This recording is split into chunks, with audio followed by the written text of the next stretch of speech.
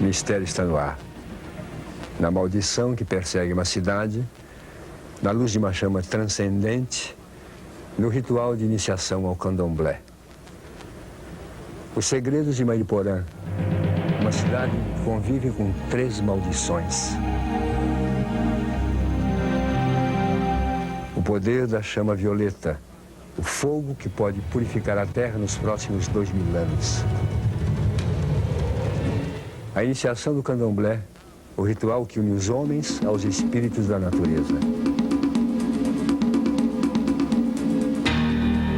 O depoimento de José Lozeiro, o que acontece com a vida de quem vê a morte de perto.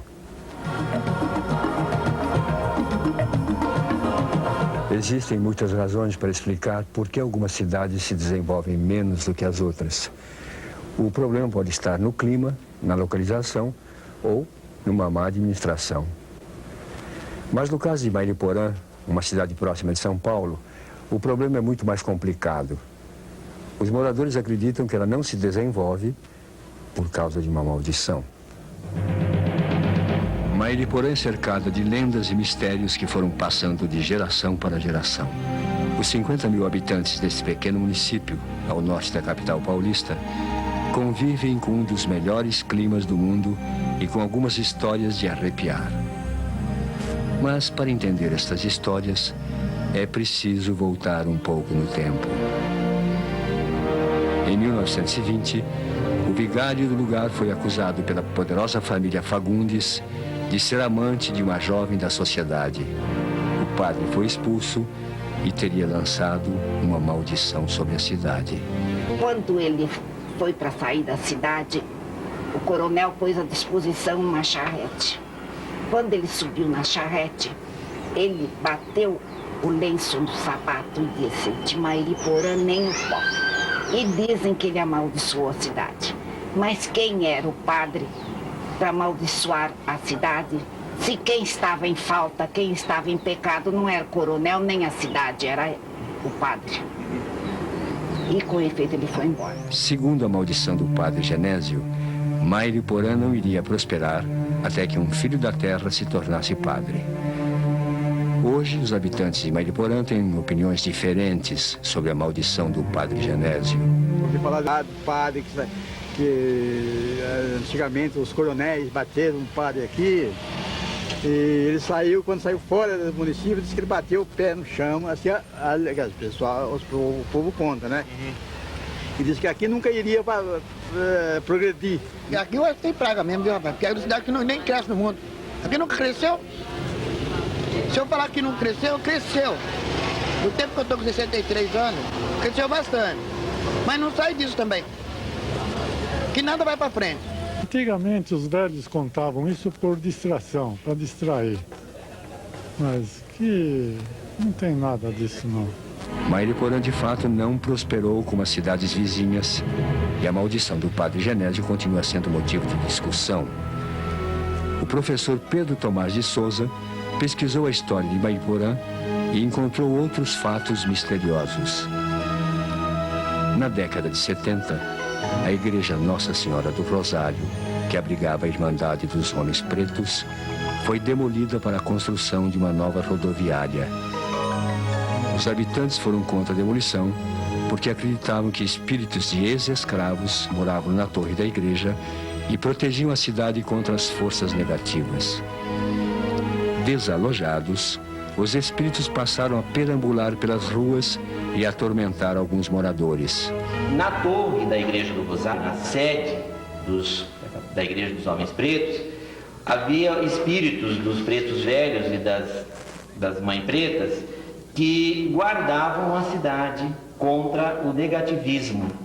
Então eles eram uma espécie de sentinelas da torre. Então eles catalisavam toda a energia negativa que porventura quisesse adentrar na cidade.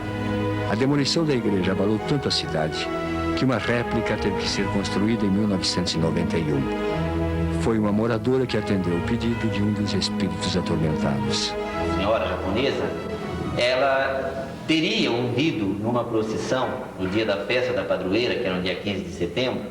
Ela ajudou a carregar um andor, não sabia qual o santo daquele andor, E ela teria ouvido vozes pedindo que ela ajudasse a reconstruir a igreja do Rosário. E ela não mediu esforços para reconstruir a réplica.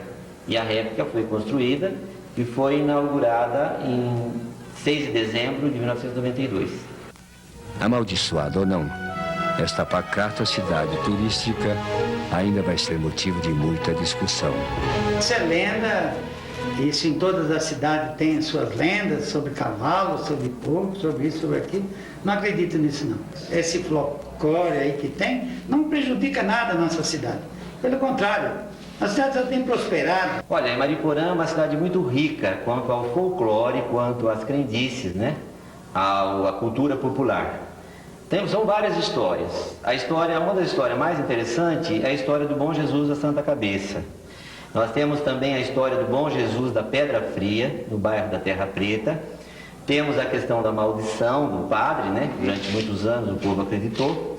Temos a história da Irmandade dos Homens Pretos de Mariporã. E muitas outras histórias. Daqui a pouco mais um mistério de Mariporã. A cabeça de um Jesus Cristo negro que teria o poder de curar os doentes. Mariporã não termina com a maldição do padre. Os moradores da cidade acreditam que a cabeça de um Jesus Cristo negro, que ninguém sabe de onde veio, tem o poder de curar os doentes.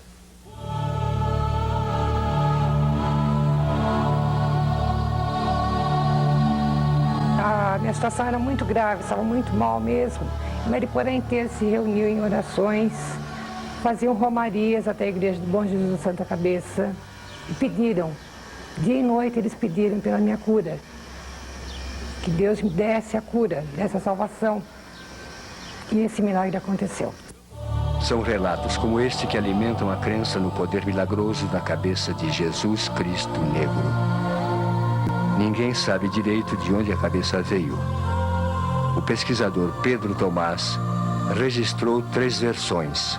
Diz a história, né, que houve muito tráfico de ouro, pedras preciosas, diamantes, das Minas Gerais a São Paulo e de São Paulo para a metrópole portuguesa, né?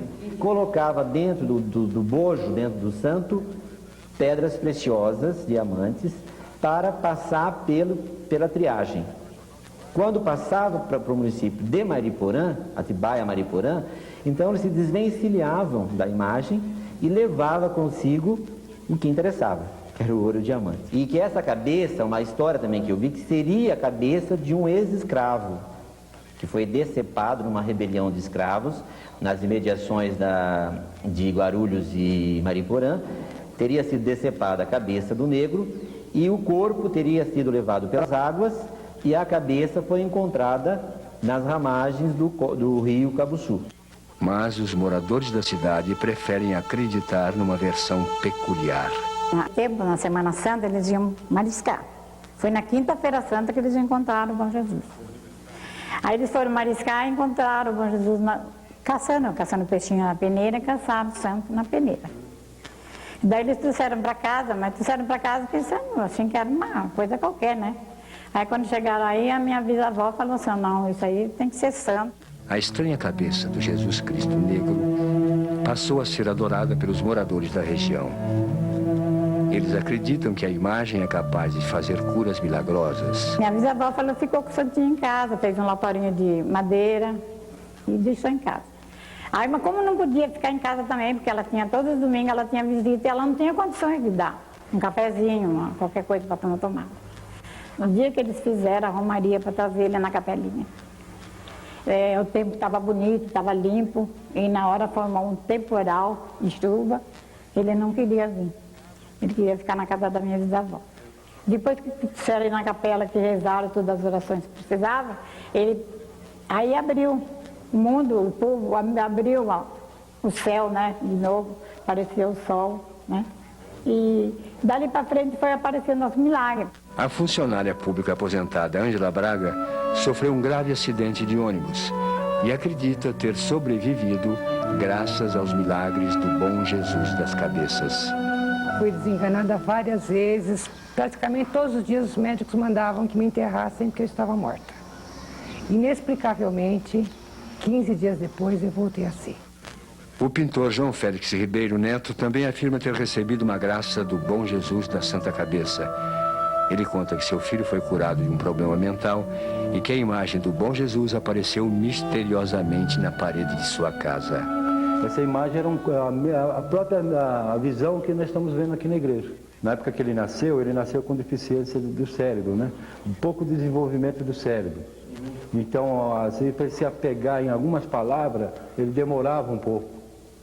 E hoje não, hoje é um garoto, graças a Deus, tão esperto que está indo bem na escola. E tanto eu pedi essa graça para o meu filho, e depois de eu ter recebido essa graça, talvez ele foi até mostrar para mim, ele em si mesmo, o Bom Jesus foi lá me apresentando para mim que eu podia ficar sossegado, tranquilo, que eu ia receber essa graça.